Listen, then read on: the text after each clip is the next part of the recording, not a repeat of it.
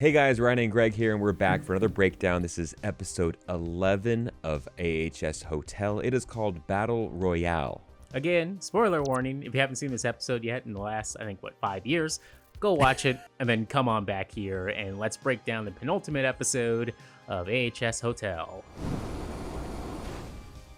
Now, before we get started, guys, be sure to check out our Gamespot store for some cool play-for-all merchandise, including face masks, t-shirts, hoodies, and even an awesome skateboard. It's all for a good cause, too. Until the end of August, all proceeds are going directly to charity to help us raise money for Black Lives Matter and COVID-19 direct relief. Be sure to check out our play-for-all merchandise at the Gamespot store. That is store.gamespot.com. I think Finn's favorite is this play-for-all hoodie. All right, Greg, as I mentioned, this one's called Battle Royale, so you would expect that there'd be a big showdown, a whole bunch of kills, and also, I like the wordplay here with Ramona Royale, Battle Royale. We know that she still has to kind of get her revenge on the Countess specifically, so there's going to be some tying up of that storyline as well here. Absolutely, and of course it just starts right off with you're just seeing everyone locking and loading. Iris and Liz, There's guns on the bed, they're ready to go. And at this point, they're nervous, but they know this is their one opportunity probably to kill the Countess. At this point, she left. She went to go check on her old boo, who's now dead, of course, and she's at her, I guess, her lowest point. So this is their opportunity to maybe strike.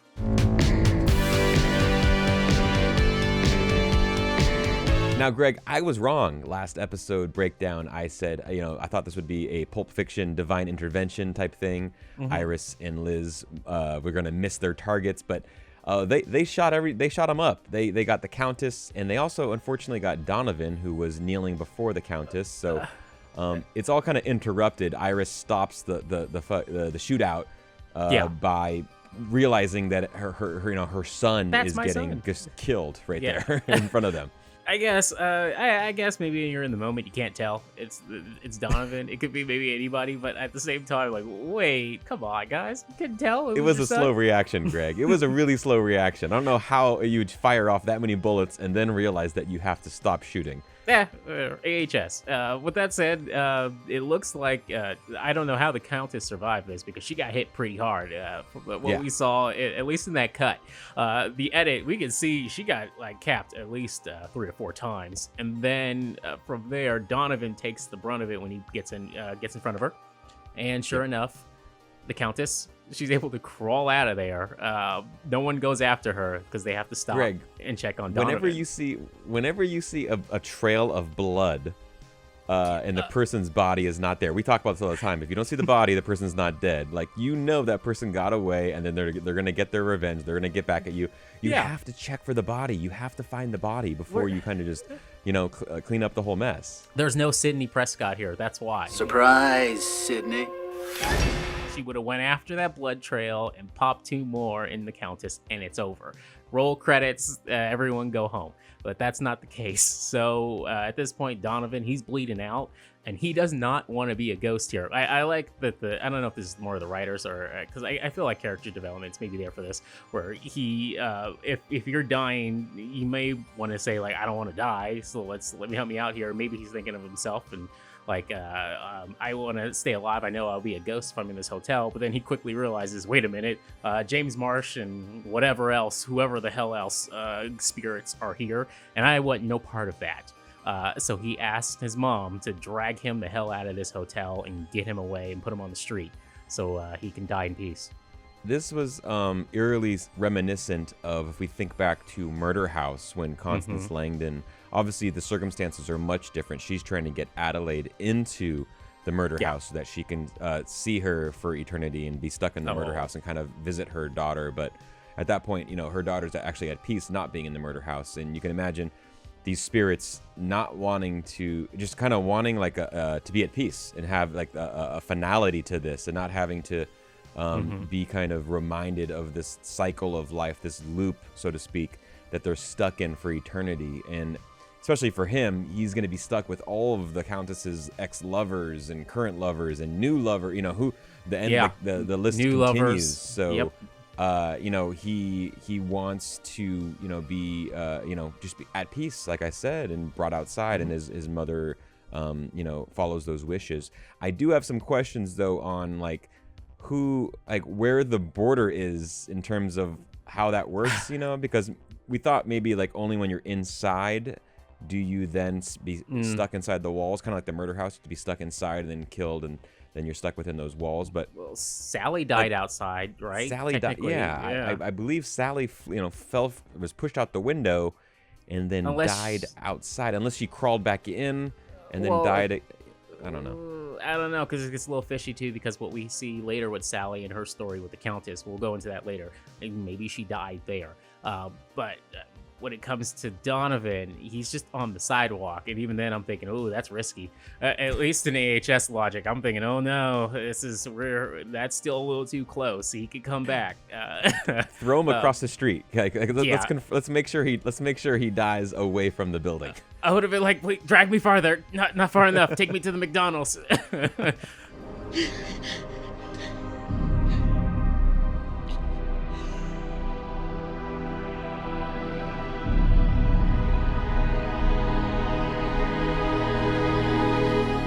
Now, back with the Countess, she's not dead. Remember, she dragged herself off. She's totally alive. She's fine, and Sally is taking care of her. And this is where we get a little nod again to the Hypodermic Sally nickname. At this point, she's got bandages all over her. She needs a lot of help here. The Countess is not in good shape, and if this were also, I'm thinking of every Netflix show, or at least every Netflix Marvel show. Remember when the character gets beaten down, and then it's 2 episodes they're in bed, just to they put them on ice. It's to save money, and so I'm glad it doesn't look like they did that here at all. Thank God. But with that said, it looks like Sally is, for whatever reason, wants to help the Countess out. And then we have one of the most disturbing flashbacks I think I've ever seen in American Horror Story. Yeah, no kidding, Greg. This was, obviously this opportunity allows, in the story, allows for some more backstory, one of the characters to kind of tell the Countess, what happened to her and how she got there. And obviously she wants the Countess's help. She's looking for any other option to kind of get John Lowe back into the hotel, of course, right? So this is an opportunity to kind of tell her, where she's been, all the abandonment issues that she's been dealing with her life. We find out that she was a drug dealer, that she was, a singer-songwriter and kind of in the artist circles. And then we find out that she kind of had this romantic threesome with these 2 other musicians, and obviously they were all abusers of drugs, and it gets really, really dark here, Greg. Gets a little out of hand, one would say.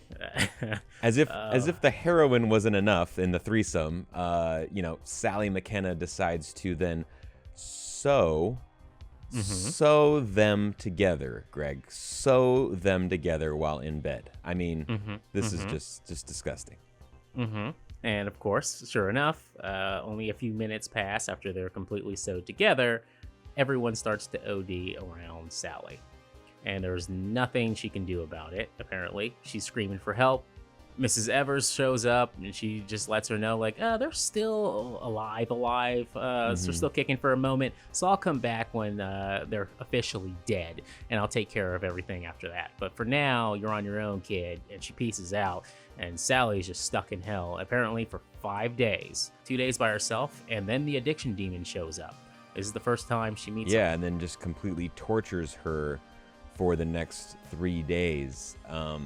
As we find out later, it sounds like the addiction demon is controlled or manifested through James March. He has some sort of control over it, or the hotel itself, obviously we know, is one of these hellmouths in the AHS universe, is has horrible hauntings throughout, but it's kind of unclear. But it sounds like later that James March basically can kind of uses the addiction demon to kind of keep Sally in check.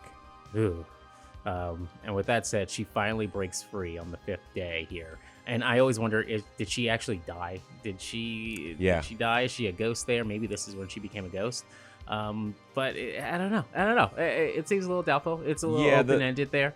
The timeline here is a little bit weird. From what I understand, she didn't die there, but she found purpose in the hotel. She found,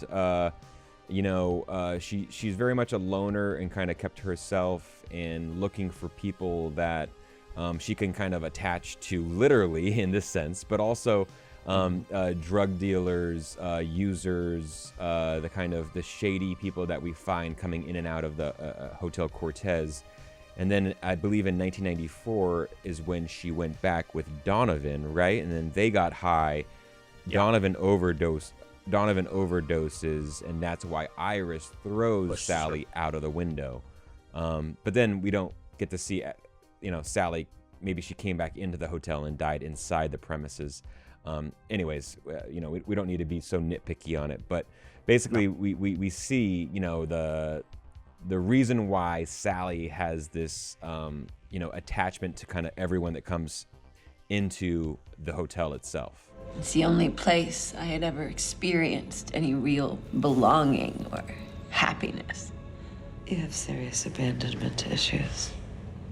Now we're back with the world's worst parents, where John and Alex are talking to Scarlett about the whole ordeal they went through and the fact that now her mom and her little brother are vampires. So they're going to need to get them some blood.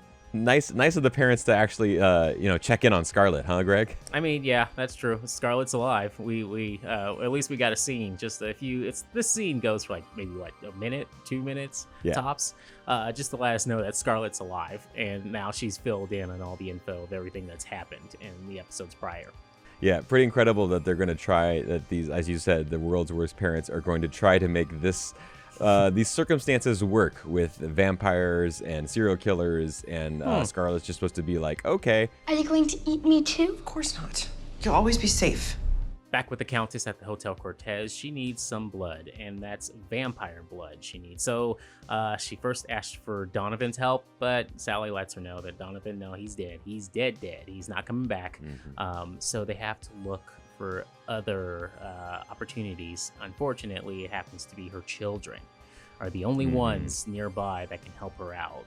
She refuses at first, but then, just like this whole episode, which is just so weird, she gives in, and because the kids, they want to help her no matter what. And at this point, Sally, she goes along with it too, and they just they link them all up, and this is where I guess the kids are dead. I'm assuming. I think that's it for them. It seemed like they were their blood was drained, and that they were basically sacrificing themselves for the Countess, and it kind of mirrored the relationship that Donovan had with the Countess, where everyone, that all these kids that she has, or the creations that she brought, or the people that she turned, they have this this loyalty to her, to basically be willing to sacrifice themselves for the greater good and to keep her alive. And she's extremely hesitant, like you said, to do this, but there's no other option at this point. Now back with Liz and Iris, they're in some bad shape here after everything that's gone on. And with that said, they're still looking for the Countess's body. They still gotta find the Countess, but they're kind of nonchalant about it. She'll pop up somewhere. We can find her. She's probably hiding somewhere in the rafters or something, dying. Sure. But with that said, Liz hands Iris her son's ashes. Yeah. Liz took care of cremating Donovan after he passed away outside. And this is a really great little Easter egg here for American Horror Story fans, guys. She hands the ashes to Iris in a container, and specifically it's Campfire Gold instant coffee. If you remember back to Freak Show, Elsa Mars is actually in a commercial for that same coffee company. And that's why we drink Campfire Gold instant coffee. So a fun little tie-in, obviously in the connected universe of American Horror Story. I do like the tie-in of using a prop that a specific brand of a prop that we see in a season, another season of American Horror Story. And now it gets weird again. This is I feel like the 5th or 6th weird moment in just this episode alone, where Iris takes out Donovan's ashes. First, she's just laying with him on the bed a little bit. with her hands, and then she apparently covered herself in them. I have no idea what the hell she was doing in that room. I figure they may have shot something like this. I just see it in slow motion. They shot it on phantom cameras or something, and she's just like throwing ashes in the air. Some music's playing, and then it's the editor or maybe the producer like, you know what? This doesn't play. This doesn't work. And so they just cut to Iris going up to the roof, covered in her son's ashes, looking out into the universe at this point, and we cut away.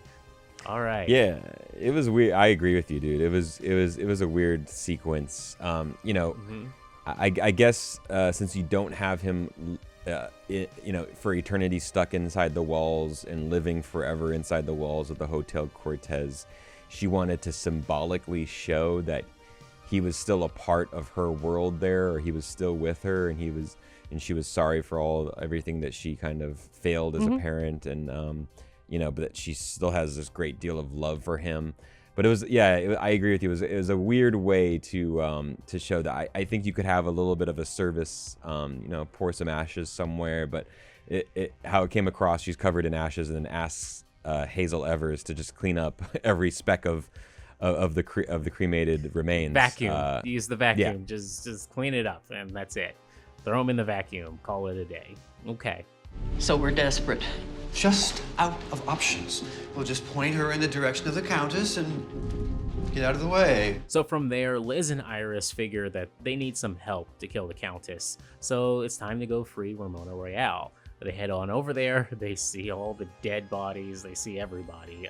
Will Drake, all the kids, and they notice that, she's broken out of her cell. And so they're like, we got to get the hell out of here, everybody. Let's go. Let's move. Obviously, Ramona Royale's broken out, and she tells them that's not how this is going to work.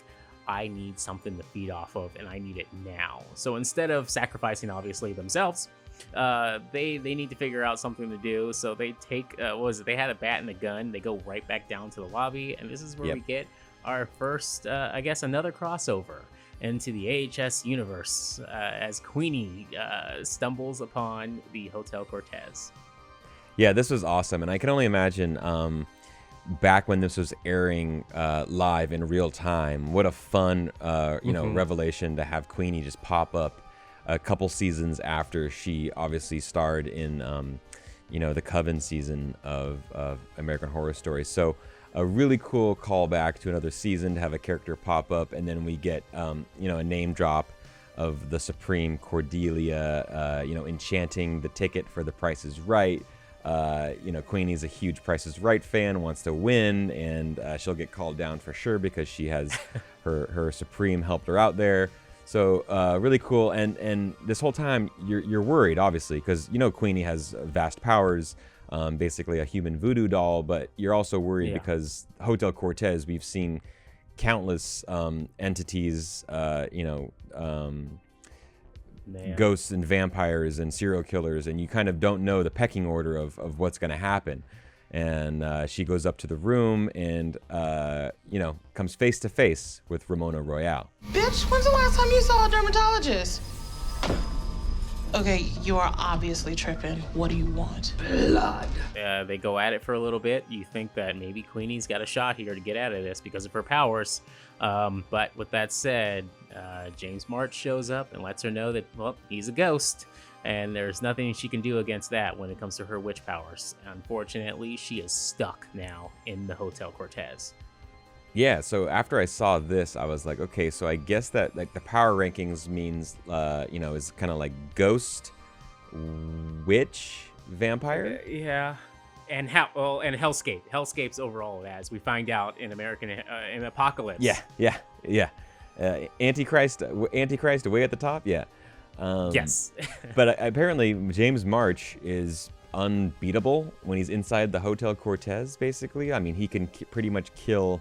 A witch's magic doesn't work on him at all. A stab from one of his knives can even kill a powerful witch. And as we find out later, even the Supreme Cordelia in AHS Apocalypse has trouble breaking the spell of the Hotel Cortez as well. Unless you're an Antichrist, then the Antichrist has crazy powers. Let's just chop this up to Satan. Let's say Satan was helping out March here. He's giving everyone powers because of these hellscapes, this land, like Roanoke and everything else. Let's just say it was Satan. He rules over all of this, and that's why there you go. She's on the verge of absconding forever, and I will not allow it. Drink up, darling. You're going to need your strength. Now, I love seeing Queenie back in this episode, and specifically, I wish that sometimes they would kind of do like a nod to like how familiar some of these characters look to her. Like if she had said, "Oh, you look so much like Marie Laveau." Is that Marie? Like she looks like Angela Bassett. It's the same, Or same thing with Spalding and Liz, or Iris and Delphine LaLaurie. I wish they would do a funny little nod for big time fans of AHS, because we talked about that. Yeah, the characters look exactly the same, right? When you have actors that are playing multiple parts, it's a fun, and if they all live in this one universe, it'd be a fun little nod to just say maybe like a one line in the script that says, "You look so familiar, and so do you." They'll do that at some point. We talked about this for Apocalypse when we knew they were going to have a crossover season with a lot of characters coming back. We were thinking, what is it going to be when everyone's like, wait, you look like Constance Langdon. You look like the old Supreme. And the thing is, for AHS canon, they just don't talk about it at all. They are a different character, and they just leave it at that. And just move forward from there. So I think that's where they're going to go still, because then it opens up a huge wormhole if they start doing that. So I Totally. figure if they do it, maybe it's like during the final season, whenever that is. But for now, it seems like they're just going to go with this is this character, and now you're a new, completely different character, and that's it. And moving on. It might look similar. It might look similar to us viewers. They might look familiar to us viewers since we know, but the characters in the show are not in on the joke. Nope. Alex? Hello? All right, back with John Lowe now, and we see him continuing to commit murders and kind of keep his family well fed with fresh meat. But then he comes back home one day and he finds out that his son and wife have been kidnapped and brought back to the Hotel Cortez thanks to a room key that's sitting there. And basically this is James March's ploy and Sally McKenna's ploy to get him back into the Hotel Cortez. He has some unfinished business. He has to commit one more murder in order to finish off the 10 Commandment kill list. And he goes back there. Obviously Sally wants to kill him and keep him in the Hotel Cortez for good. But James March doesn't want that to go on. He has bigger plans for him. He has one more kill to do. Thou shalt not commit murder. And Greg, as soon as I heard that, there are plenty of options here for him to kill. Yep, he can go with anybody. Now, with that said, he knows he needs to get his family back, so he's walking around the hotel, and sure enough, the Countess, meanwhile, has been in the trenches, I believe, with Ramona Royale. As Ramona Royale goes up for her revenge, this is her moment. But the Countess has her ways, and she can smooth talk anybody here, as we've seen throughout the entire season. Sure enough, she manages to get Ramona Royale to come around to her side at least, and hook up with her, Greg. Yeah, they just hook up. They hook up, and Ramona Royale says, "You know what? Never mind." The power of Lady Gaga. At that point, Ramona's like, arms are down, the weapons are down. She's like, it's okay. You can survive. You can live. And Ramona Royale is out of the picture for the moment, at least. We'll see her again in the next episode. She has bigger plans here. But with that said, it's the end for the Countess as she heads over to the elevator, and we get our Departed scene at this point. At least it felt like a little bit of Departed. Yeah. The door's open, and John Lowe's there waiting for her, and that's it. It's the end of the Countess. And that's it. And that's the end of his kill list, I guess, at the moment.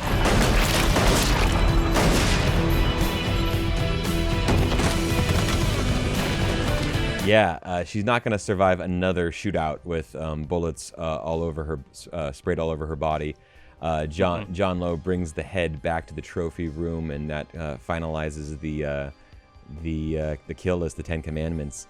And James March gets what he wants, right? Not only does that get completed, John Lowe is completely subservient serial killer to him, but also the Countess is now stuck inside the Hotel Cortez for eternity.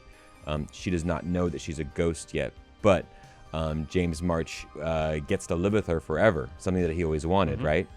She cannot leave. Like, she was about to leave, wanted to get away from this place and stop being reminded of the history that it brought with her, of the people, of the heartbreak that she had. She was completely okay with just letting go of it and letting, say, a Ramona Royale move in and kind of take over the penthouse. Now she's stuck in the hotel forever with James March, and she quickly realizes in the next following scene when she has dinner with him that there's no more passion, that she feels different, but she doesn't really know. It kind of takes some time to realize that she's a ghost, but a very bittersweet, obviously, moment when she realizes that she's dead and she's no longer able to kind of come and go as she pleases. And a little thing we find out there as well during their conversation is that, well, the Countess did not call the police on James March. It happens to be Miss Evers. I wanted us to die together. And this is where, sadly for her, James March just decides he banishes her. Yeah. He banishes her from the hotel, or at least from his sight. He wants her gone so he can just be with the Countess at this point going forward. And even the Countess agrees that she should move on. It's just the two of them at this point. At least we're left with the two of them. And the Countess, and it looks like she is just very not in a good place right now. She's taking sips of that wine, and tears are coming down her face at the same time. It is not looking good. Yeah, totally. Could we just give a shout out to Mare Winningham, who plays Hazel Evers? Very good job in this role. I thought she was awesome. She really does a great job just showing the anger, resentment, the pain, the loyalty that she had for James March, and just being completely obsessed with him, and then just being overlooked and not being able to deal with that. But also, she says a nice line at the end here. There are more stains in heaven and earth than are dreamt of in your philosophy. Kind of a play on lines from Hamlet. There are more things in heaven and earth, Horatio, than are dreamt of in your philosophy. The Countess is now stuck with James March for eternity and not too happy about it. And Evers is basically that you're not the end all be all, James March. That like there's more. There's a lot more out there that you're limiting myself to just you, and the good and bad that comes with it is not the most ideal way of living. So she kind of comes to terms with the decision and kind of owns up to what she did and what she was responsible for. And I just have to say that she's such a great actress. I mean, throughout the American Horror Story series that we've seen, Mare Winningham, she plays all these kind of like characters on the periphery of the story, right? But like does a really good job of really encapsulating that character and making you feel for them. Okay, everyone, that's it for us over here. We'll be back next week with the season finale for Hotel. Let us know what you thought of this episode in the comment section down below. The next episode, the finale, is called Be Our Guest, and all I can think of, Greg, is Beauty and the Beast. Of course. Bye, everyone. Bye. See you later.